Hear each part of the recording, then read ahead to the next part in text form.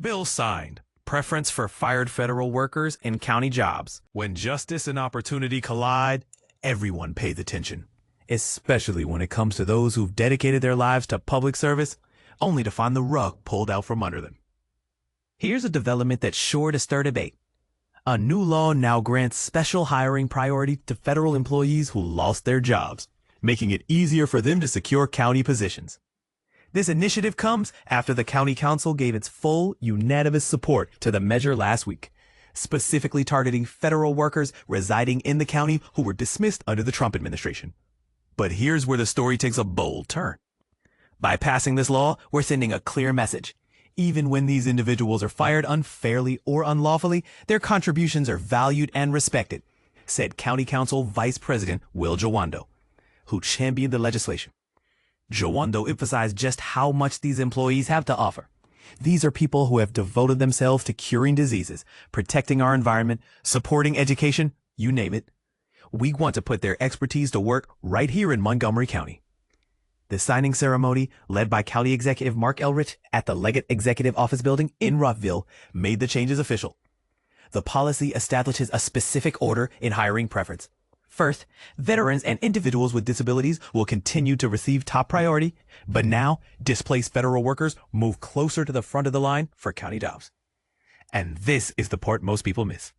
Elrich didn't hold back in criticizing the previous administration's actions. He argued that the Trump administration's job cuts didn't just affect individuals. They undermined vital research, the essential government services across the country. In his words, by making these cuts, you're eroding the very foundation of research in America.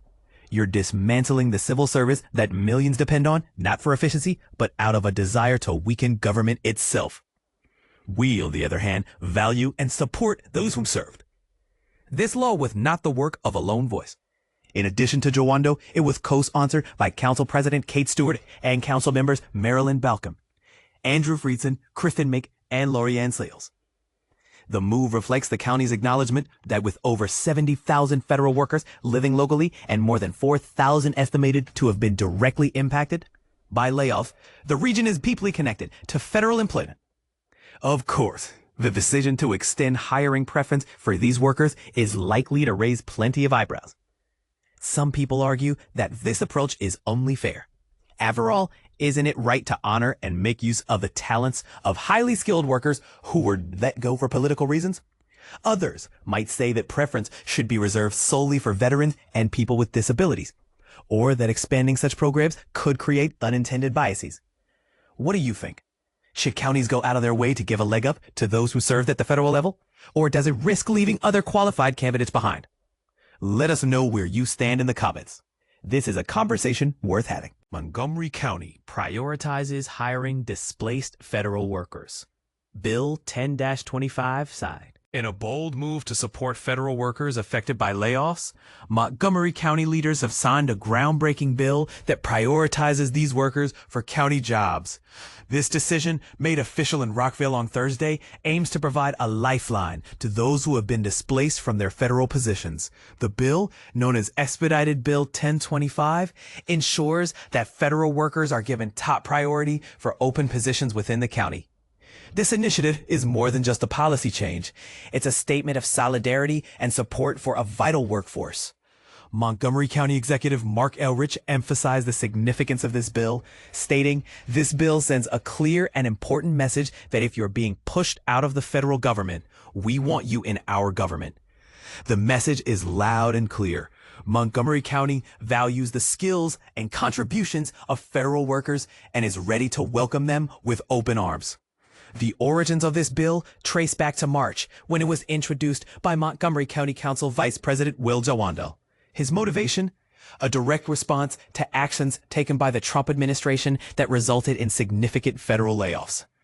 Jawando didn't mince words when describing the impact of these layoffs, stating, "It just shows it's not about efficiency. It's about being heartless and cruel and not caring about the important work that these folks are doing." The numbers are staggering. Over 70,000 federal workers reside in Montgomery County, and more than 4,000 have already been affected by these layoffs. One of those affected is Rockville City Council member Isola Shaw. She shared her personal experience, saying, "Until recently, I worked with an incredible team at the National Cancer Institute. Overnight, that work was ripped away from hundreds of us. Her story is a poignant reminder of the human cost behind the statistics. But here's where it gets controversial. Some critics argue that prioritizing federal workers for county jobs could potentially disadvantage other qualified candidates. They question whether this approach is fair to those who have been preparing for county positions without the federal background. It's a debate that touches on issues of fairness, opportunity, and the role of government in supporting its workforce. Jawando, however, sees the immense value that federal workers bring to the table. He believes their skills can be instrumental in helping the county continue to grow and thrive. Go to MontgomeryCountyMD.gov, he encouraged, Montgomery County Careers. Look at what we have available and apply. You'll get an interview. Someone will reach out to you. To further support displaced workers, WorkSource Montgomery is launching a federal workers resource hub. This hub will provide resources for learning new skills and finding employment opportunities, ensuring that federal workers have the tools they need to navigate this challenging transition. And this is the part most people miss. The long-term impact of this bill could reshape the county's workforce for years to come. By prioritizing federal workers, Montgomery County is not just addressing an immediate crisis, but also investing in a skilled and experienced workforce that can drive future growth. So what do you think? Is this a step in the right direction, or does it raise concerns about fairness and opportunity? Share your thoughts in the comments below. We'd love to hear your perspective on this important issue.